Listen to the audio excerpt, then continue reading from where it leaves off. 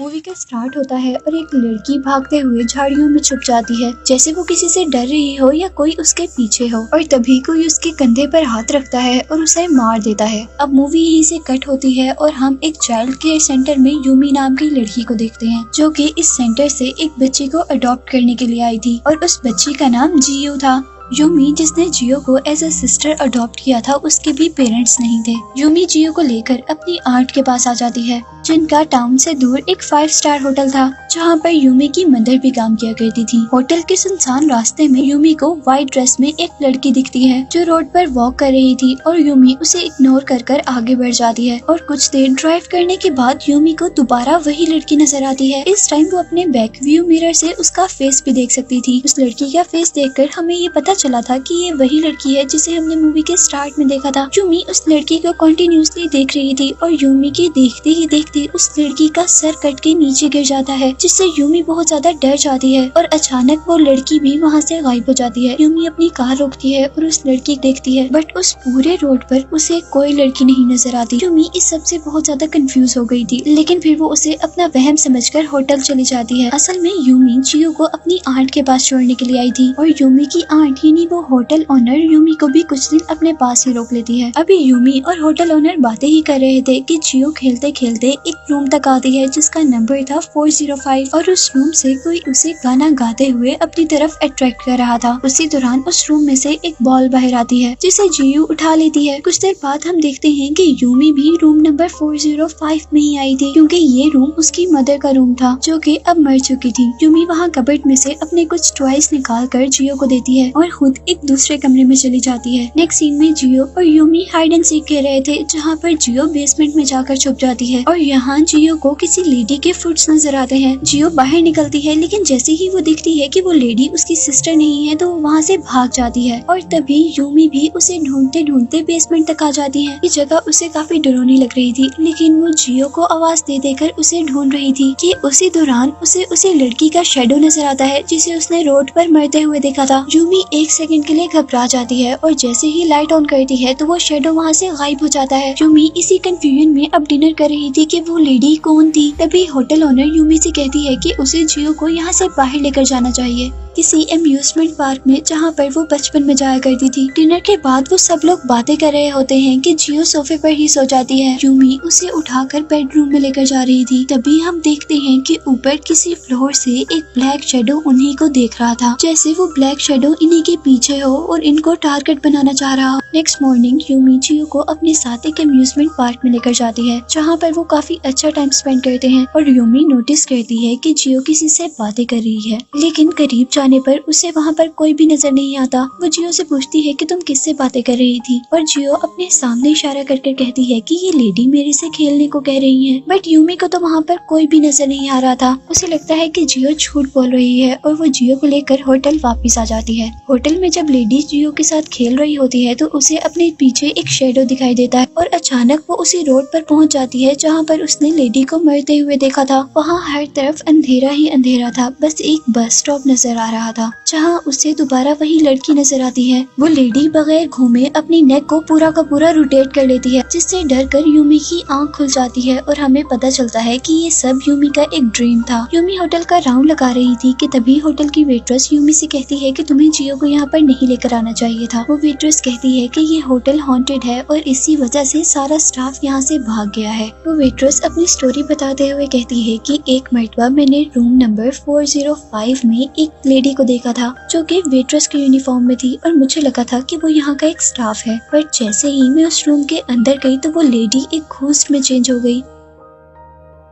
वो बताती है कि ये घोस्ट उसी लेडी का था जिसने इस कमरे में सुसाइड की थी। वो वेट्रेस अभी यही बता रही थी कि उस लेडी ने कैसे सुसाइड की कि यूमी उसे चुप करवा देती है, क्योंकि वो लेडी ही यूमी की मॉम थी और यूमी अपनी मॉम के बारे में अब कुछ भी सुनना नहीं चाहती थी। इसके बाद यूमी यहाँ से जियो के पास जाती है और जियो के पास जाने पर वो दिखती है कि जियो ने उसकी फेवरेट डॉल तोड़ दी है। वो गुस्से में जियो से पूछती है कि तुमने ऐसा क्यों किया, लेकिन जियो से बताती है कि मैंने ऐसा नहीं किया, बल्कि ये उस लेडी ने किया है जो रूम नंबर 405 में रहती है और साथ ही वो ये भी कहती है कि देखो वो अभी भी तुम्हारे पीछे है और हंस रही है। यूमी को यहाँ भी लगता है कि जियो झूठ बोल रही है, इसीलिए वो जियो को बार-बार झूठ बोलने की वजह से बहुत ज्यादा डांटती है। अब रात में यूमी जियो के लिए एक लेटर लिखती है क्योंकि वो जियो को होटल ऑनर के पास छोड़कर जा रही थी। और यहीं दूसरी तरफ हम उस वेट्रेस को देखते हैं जो कि बेसमेंट की तरफ जाती है और वहाँ जाने पर उसे बहुत सारा ब्लड दिखता है। यूमी अभी अपने घर के रास्ते में होती है कि तभी उन्हें होटल ऑनर की कॉल आती है जो बता रही थी कि जियो भी मिसिंग है और उसके साथ वो वेट्रेस भी यहाँ से मिसिंग है। यूमी जल्दी से होटल वापस आ जाती है और यहीं पर हम एक पुलिस ऑफिसर को भी देखते हैं जो कि जियो को ढूंढने के लिए आया था और उसे लग रहा था कि जरूर उस वेट्रेस ने ही जियो का किडनैप किया है। यूमी जियो को जगह जगह ढूंढती है और उसे ढूंढते ढूंढते एक पार्क में भी जाती है पर उसे जियो कहीं पर भी नहीं मिलती और यहाँ वो एक लड़के से टकराती है जिसकी एक आंख पर पट्टी बंधी हुई थी। और तभी इस पार्क में होटल ऑनर आती है और वो यूमी को अपने साथ वापस होटल ले जाती है। इसके बाद जब यूमी होटल में जागती है तो उसे अपने रूम के डोर पर वो वेट्रेस दिखाई देती है, लेकिन यहाँ वेट्रेस ने अपना यूनिफॉर्म नहीं बल्कि यूमी के ही कपड़े पहने हुए थे। यहाँ वो रूमी से कह रही थी कि रूम नंबर 405 में रहने वाली लेडी ने सुसाइड नहीं किया था और वो सब कुछ जानती है कि वो लेडी कैसे मरी थी। और ये कहते साथ ही वो वहाँ से चली जाती है और यूमी जब उस वेट्रेस का पीछा करते करते उसके रूम में जाती है तो उसे वहाँ पर वेट्रेस की डेड बॉडी मिलती है। यूमी उस डेड बॉडी को देखकर बहुत ज्यादा घबरा गई थी और बहुत ही परेशान थी। बाद में पुलिस ऑफिसर्स आकर उस वेट्रेस की डेड बॉडी को यहाँ से ले जाते हैं और यूमी बस बैठे हुए ये सब कुछ देख रही थी कि तभी उसके कंधे पर कोई हाथ रखता है।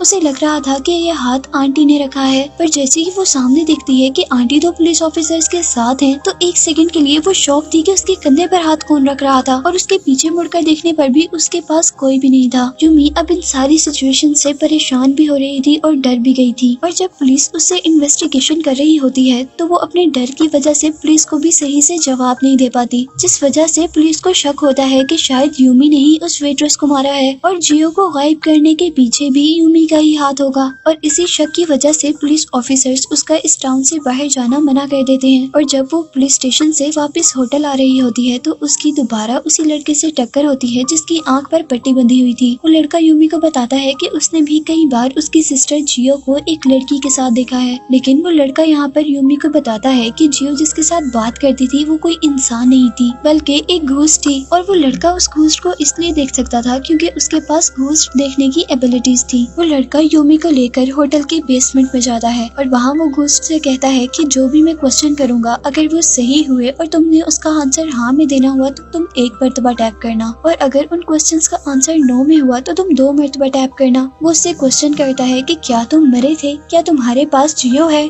क्या तुम्हारा मर्डर हुआ है, और इन सारे क्वेश्चंस के आंसर के लिए वो एक मरतबा टैप करती है। यहाँ पर उस लड़के ने जो घोस्ट को स्टिक दिया था उसी स्टिक से घोस्ट जमीन पर एक ड्राइंग बनाता है। इस ड्राइंग को देखकर वो लड़का बहुत ज्यादा डर जाता है और यूमी से कहता है कि ये सब कुछ मेरे बस से बाहर है। और वो जैसे ही यहाँ से भागने लगता है तो वो घोस्ट उस पर अटैक कर देती है और उसका गला दबाते हुए उसे हवा में उड़ाती है। और तभी यूमी और वो लड़का यहाँ पर एक मरी हुई लड़की का सर देखते हैं। वो लड़का यूमी से कह रहा था कि जियो मर चुकी होगी और तुम्हें अब इस होटल को छोड़कर बाहर चले जाना चाहिए, लेकिन यूमी उसकी बातों को इग्नोर कर देती है और वापस होटल के अंदर चली जाती है। होटल के रूम में उसे दोबारा वही ड्राइंग नजर आती है जो ड्राइंग बेसमेंट में घोस्ट ने बनाई थी। यूमी अब होटल से निकलकर बस स्टॉप पर चली जाती है जहाँ पर उसे एक मिसिंग लड़की का पोस्टर नजर आता है। वो लड़की 5 साल पहले गायब हुई थी और अब यूमी उस लड़की के घर पर जाती है और उस लड़की के घर जाने पर यूमी को उस लड़की के ग्रैंडफादर मिलते, जो उसे बताते हैं कि होटल ओनर उस लड़की को पियानो सिखाया करती थी और उस होटल ओनर का बेटा उस लड़के का फ्रेंड था, लेकिन उसकी मेंटल कंडीशन कुछ ठीक नहीं थी और उसने होटल में ही सुसाइड कर ली थी। ये फैक्ट सुनकर वो शॉक हो जाती है क्योंकि आंटी तो उसे यही बताती नहीं थी कि उनका बेटा ऑस्ट्रेलिया में है। अब सीन्स दोबारा होटल में शिफ्ट होते हैं जहाँ पर पुलिस इन्वेस्टिगेशन कर रही थी और होटल के एक रूम में उन्हें वही मिसिंग लड़की एक रोप से लटकी हुई नजर आती है। अजीब बात ये थी कि इस लड़की ने जिस रोप से सुसाइड की थी मरते वक्त वैसे ही रोप उस वेट्रेस की बॉडी पर थी जिस वेट्रेस को मरते हुए हमने इस मूवी में देखा है। यूमी अब होटल जाने पर बेसमेंट के अंदर जाती है जहाँ पर उसे एक दरवाजा मिलता है। यूमी उस डोर से एक रूम के अंदर जाती है जिस डोर का दूसरा दरवाजा रिसेप्शन के पास खुलता था और इस रूम में बहुत सारे सीसीटीवी मॉनिटर्स लगे हुए थे। यूमी उस रूम के अंदर जाती है और दूसरी तरफ हम रिसेप्शन पे पुलिस ऑफिसर को देखते हैं जो कि होटल ओनर का वेट कर रहा। तभी रिसेप्शन पर उस रूम का गेट ओपन होता है और वो पुलिस ऑफिसर भी उस रूम के अंदर चला जाता है और अब इस रूम से हमें इस मूवी की मिस्ट्री पता चलने वाली है। यहाँ पर यूमी को होटल ओनर का बेटा नजर आता है जिसे मम्मी बनाकर रखा गया था और तभी वहाँ पर ऑफिसर आ जाता है और वो यूमी को अरेस्ट ही करने वाला था कि उन्हें वॉल से एक आवाज आती है और जैसे ही ऑफिसर उस वॉल को तोड़ता है तो उस वॉल के अंदर से उन्हें बहुत सारे मरे हुए लोग नजर आते हैं और कुछ लोगों के तो वहाँ पर कटे हुए सर भी रखे हुए थे। इन डेड बॉडीज को देखकर यूमी तो बहुत ज्यादा डर गई थी कि एकदम से वहाँ पर होटल ओनर आती है और वो पुलिस ऑफिसर की गर्दन में अपनी नाइफ स्ट्रैप करके उसे वहीं पर मार देती है और यहाँ होटल ओनर यूमी को भी एक रोप से बांध देती है और ये रोप बिल्कुल वैसी ही रोप थी जो हर मरे हुए इंसान के साथ मिल रही थी, जिससे हमें पता चला था कि यहाँ पर किसी ने भी सुसाइड नहीं किया था बल्कि ये होटल ओनर ही सबको मार रही थी। और यहाँ हमें पता चलता है कि वो होटल ओनर मेंटली सिक है, जिसे लगता था कि उसका बेटा मरा नहीं है बल्कि अभी तक जिंदा है, इसीलिए उसने अपने बेटे की मम्मी बनाकर इस रूम में रखा हुआ था। और जो कोई भी उसके बेटे की बॉडी को देख लेता था और उसे बोरी करना चाहता था तो वो होटल ओनर उसी इंसान को मार देती थी। कि बस स्टॉप के पास जो बार बार हमें लड़की नजर आती थी ये वही लड़की थी जो इस होटल ओनर की स्टूडेंट थी और इस लड़की को उस होटल ओनर ने इसलिए मारा था क्योंकि वो उसके बेटे को देखकर भाग रही थी। उस लड़की का मर्डर क्योंकि बस स्टेशन के पास हुआ था इसीलिए उसका घोस्ट बार बार बस स्टेशन के पास नजर आता था। और यहाँ हमें सबसे शॉकिंग बात ये पता चलती है कि होटल ओनर ने अपनी फ्रेंड यानी यूमी की मदर को भी खुद मारा था, क्योंकि जब होटल का स्टाफ गायब हो रहा था तो उसे होटल ओनर पर शक हो गया था, इसीलिए वो पुलिस को इन्फॉर्म करना चाहती थी, जिसकी वजह से होटल ओनर ने उसे भी मार दिया। यूमी ये बात सुनकर बहुत ज्यादा शौक और दुखी थी और यहीं पर वो होटल ओनर अब यूमी की भी सारी वेन्स काट देती है ताकि सबको लगे कि यूमी ने भी सुसाइड की है। लेकिन यूमी यहाँ पर मरी नहीं थी और कुछ देर बाद यूमी का होश आ जाता है और सरप्राइजिंगली उसकी बॉडी से उसकी रस्सी भी खुली हुई थी और यूमी सबसे पहले खड़े होकर होटल ओनर पर अटैक करती है, जिससे उसे लगता है कि होटल ओनर मर गई है और वो अब अपनी मॉम के घोस्ट की हेल्प से जियो की जान बचाती है। और जियो और यूमी यहाँ से भागने वाले होते हैं कि तभी होटल ओनर दोबारा उन पर अटैक करती है, क्योंकि होटल ओनर मरी नहीं थी। पहले तो यूमी अपना डिफेंड करती है और फिर अपनी सारी पावर का यूज करके आखिर उस होटल ओनर को मार देती है। यूमी अब अपनी बहन जियो को लेकर इस होटल से बाहर आ जाती है और यहाँ पर वो अपनी मॉम के घोस्ट को देखती है और लास्ट टाइम उन्हें गुड बाय कहती है, जिसको मरते हुए ख्याल आ रहा था कि उसका बेटा उसके पास आ रहा है। और इस चीज से हम पर ये बात तो क्लियर हो गई कि होटल ओनर एक मेंटल सिकनेस से सफर कर रही है। यूमी अब अपनी बहन की पूरी रिस्पॉन्सिबिलिटी ले लेती है, उसे सेफली यहाँ से ले जाती है, जिसके साथ ये मूवी यहीं पर खत्म हो जाती है।